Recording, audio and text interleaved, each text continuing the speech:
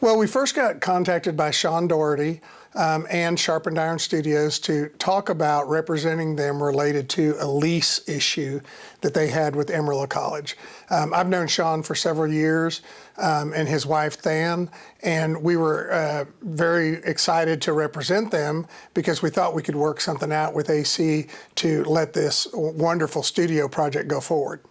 Of course, and so since then, y'all have had a hearing, y'all have had a court date, and the judge has favored the eviction. So tell us kind of that first court process and kind of what y'all did. So there's really two cases. We filed suit against AC because AC had breached their lease. They failed to repair things, failed to do things that were required for AC to do under the lease. And in response, AC filed an eviction, which is in a separate case, which is in the County Court at Law number 1 with Judge Weaver right now. During that case, they filed for an eviction and they filed what's called a motion for summary judgment, which is basically to have the court grant an eviction without a trial. The court granted that, and we have now filed a motion for new trial because we disagree with the court's ruling, obviously. And we think that it should at least be tried before a jury of Potter County residents because AC is a public university. They receive public taxpayer money for their funding and along with donations, but they receive a lot of taxpayer money that all you and I pay and everybody in Amarillo pays. And so as a result of that, we think that a jury should decide whether to evict a business that has spent $3.5 million to improve AC's buildings. And AC wants to evict Sharpened Iron, but doesn't want to pay them back for the $3.5 million in improvements and wants to keep the improvements. Of course. And so y'all have a hearing the 20th and kind of will tell us what you have that you don't have to go obviously all through your case, but kind of the grounds that y'all believe are going to really put you over the edge with this case. Well, basically what we believe the judge did was he ruled that that the lease, the second amended lease that was involved, created a tenancy at will. In the original lease that AC drafted, their lawyers drafted it, not us and not Sharpened Iron's lawyers, but AC's lawyers drafted it, and they waived the right to evict Sharpened Iron Studios. They specifically waived their right to do that. Now they're trying to evict them, saying, oh no, we changed it because under the second amended lease, you're now a tenant in common. But the second amended lease talks about in order to change the first lease, you have to specifically change it. And the second amended lease does not specifically change the first lease. So they've waived the right to evict us. And we would like to work it out with them, but AC has just kind of buried their head in the sand.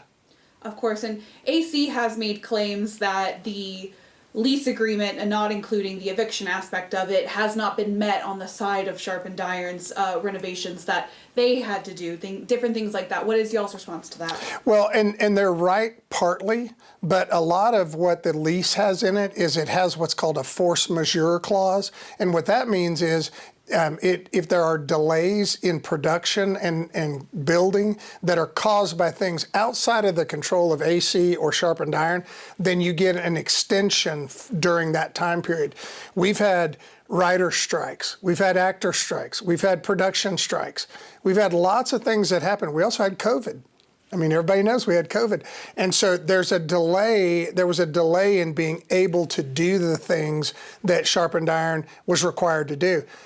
But also AC has failed to do things that they're required to do. They were required to set up a film school. They were required to post classes. They were required to hire employees for the film school. They did none of that. They did none of that and refused to do that. And now they say, oh, well, it doesn't matter because you hadn't finished the building project. But we have reasons why we didn't finish the building project. AC has no excuses for why they failed to do what they were required to do under the lease. Of course, and so you have a hearing on the 20th, whether it goes your way or the other. y'all are in a partnership as of right now with Amarillo College. Is that something that the goal is to keep that partnership running? Sharpened Iron's goal is always to create a film school, create a film studio, create a film soundstage, like they have in Albuquerque, like they have in Dallas, like they have in Atlanta and Los Angeles, all over the place. Movies and television shows are coming to this area. I mean, Landman, Yellowstone, lots of filming has happened in our area. And Sharpened Iron Studios created this business in order to enhance that ability for Amarillo to have that and to create more jobs, create lots of tax revenue, create lots of income with our local vendors, with hotels, restaurants, shops, everything. It benefits our entire community.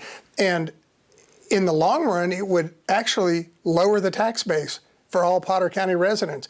But AC doesn't want Sharpened Iron to stay in their building, but they're trying to kick them out. But we're hoping that the judge reverses his ruling and lets us try it to a jury. And we trust a jury. We trust what a jury is going to do. We always do.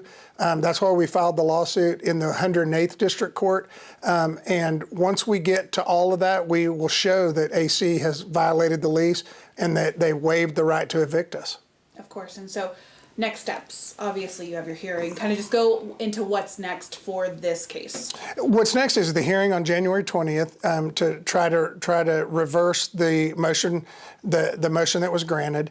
And then if we can get it reversed, then we'll try the case. It'll get tried relatively quickly after that, depending on schedules, but it'll get tried relatively quickly after that, and then a determination will be made at that point whether there's an eviction.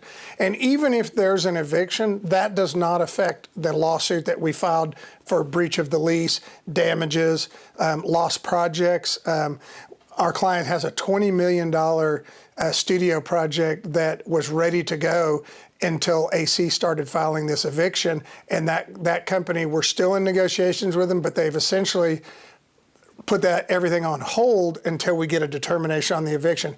If we win the eviction lawsuit and they stay there, that's going to bring $20 million of revenue into Amarillo, just for Sharpened Iron Studios and AC. Wow. And is Sharpened Iron still in the building? Because everybody has seen the eviction notice on the building. So yes. Have they taken anything out yet, or are they still in the building? No, they're still in the building, and because we filed a motion to stay the eviction order, and the judge granted that, allowing us to stay there until we have this hearing. And then if the judge reverses his decision, then we're going to have a trial. So they'll stay there until we get a resolution of the eviction. Of course. Anything else you'd like to add? No, I just think this is a fantastic project for Amarillo. It is like any new business. It takes a lot to make it happen. But I think that in the long run, this is going to be a fantastic deal for Amarillo.